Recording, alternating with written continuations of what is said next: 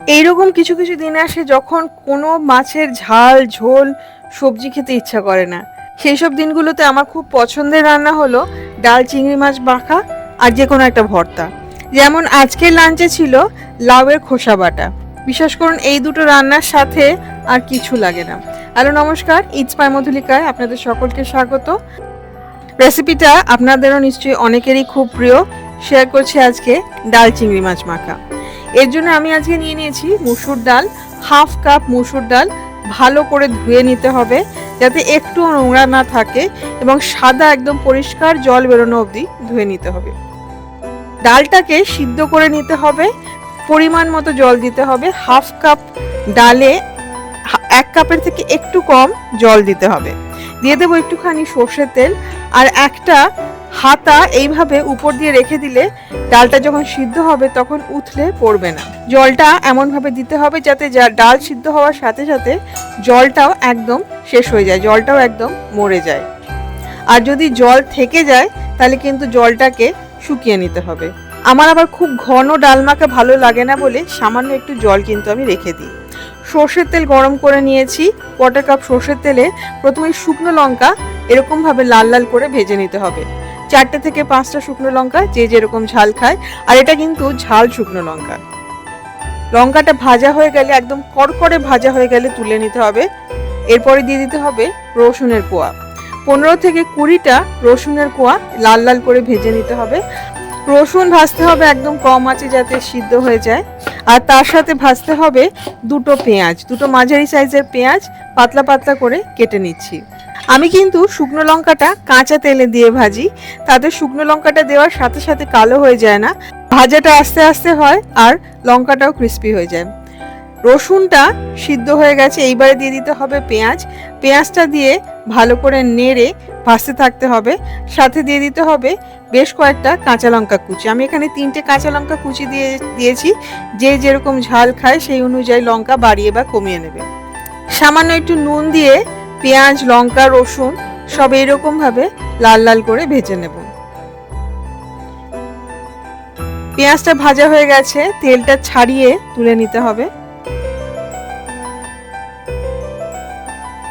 এইবারে প্লেটের মধ্যে প্রথমেই লঙ্কার উপরে হাফ চামচ নুন দিয়ে লঙ্কাটাকে এইভাবে গুঁড়িয়ে নিতে হবে।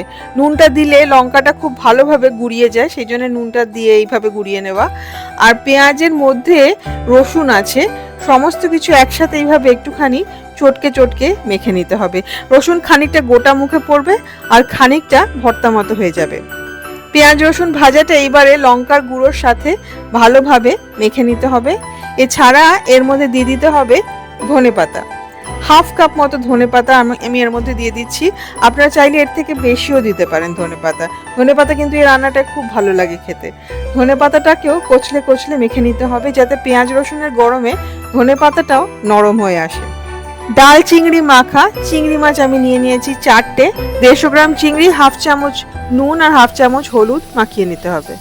সর্ষের তেলটা একটু গরম করে এর মধ্যে চিংড়ি মাছটা এবারে ভেজে নেব। 2 পিঠই লাল লাল করে ভেজে নিতে হবে যাতে খুব শক্ত না হয়ে যায়, আবার কাঁচাও যাতে না থাকে। চিংড়ি মাছটা ভাজা হয়ে গেছে, তুলে নিতে হবে। এই চিংড়ি মাছটাও এইবারে কচলে কচলে মেখে নিতে হবে। একটুখানি বড় থাকবে আর খানিকটা একদম মিশিয়ে নেবেন। অনেকে চিংড়ি মাছটা বেটে নেন, তবে মুখে চিংড়ি মাছ পড়লে আমাদের বাড়িতে সবার খুব ভালো লাগে বলে আমি কখনই চিংড়ি মাছটা বেটে নিই না। চিংড়ি মাছ এভাবে মাখা হয়ে গেছে। আর একটা পেঁয়াজ এবারে কুচিয়ে কেটে নিতে হবে। এই পেঁয়াজটা কিন্তু কাঁচা যাবে মাখাটার মধ্যে। রান্নার সমস্ত উপকরণের লিস্ট শেয়ার করা থাকবে রান্নার নিচে ডেসক্রিপশন বক্সে, আর শেয়ার করা থাকবে আরও কিছু মাছের রেসিপির লিঙ্কে ক্লিক করলে রেসিপিগুলো দেখা যায়। দেখে যদি ভালো লাগে অবশ্যই ট্রাই করবেন, আর যদি পছন্দ হয় প্লিজ লাইক করবেন ও শেয়ার করবেন। একটা বড় বাটির মধ্যে নিয়ে নেব ডাল সিদ্ধটা। এইবারে সব জিনিস এক এক করে মেশাতে হবে। প্রথমেই দিয়ে দিতে হবে পেঁয়াজ কুচি, কাঁচা পেঁয়াজ কুচিটা। নুন দিয়ে দিতে হবে স্বাদ মতো। চিংড়ি মাছ মাখাটা দিয়ে দেব। পেঁয়াজ, শুকনো লঙ্কার গুঁড়ো, ধনেপাতা মাখাটা দিয়ে দেব। চিংড়ি মাছ ভেজে নেওয়ার পরে যে তেলটা আছে সেটা নষ্ট করব না, সেটাও এর মধ্যে দিয়ে দেব। একদম কাচিয়ে দিতে হবে, এতে কিন্তু খুব সুন্দর একটা টেস্ট আছে। আর দিয়ে দেবো কাঁচা তেল 1 থেকে 2 টেবিল চামচ। এইবারে কচলে কচলে খুব ভালো করে মেখে নিতে হবে। এই মাখাটা খুব ইম্পর্টেন্ট, একদম কচলে কচলে ভালো করে মাখতে হবে। এইটা কিন্তু চামচ দিয়ে মাখলে হবে না। দেখুন কত সুন্দর করে মাখা হয়ে গেছে আর কতটা কমে এসেছে। এইবার এটা সার্ভ করুন গরম গরম ভাতের সাথে। গরম গরম ভাতের সাথে এটা খেতে অসাধারণ লাগে। অবশ্যই রান্নাটা ট্রাই করবেন, আমাকে কমেন্ট করে জানাবেন যে আপনাদের কেমন লাগলো। রেসিপিটা যদি ভালো লাগে প্লিজ লাইক করবেন ও শেয়ার করবেন। ইটস বাই মধুলিকা যারা সাবস্ক্রাইব করেননি অবশ্যই সাবস্ক্রাইব করবেন।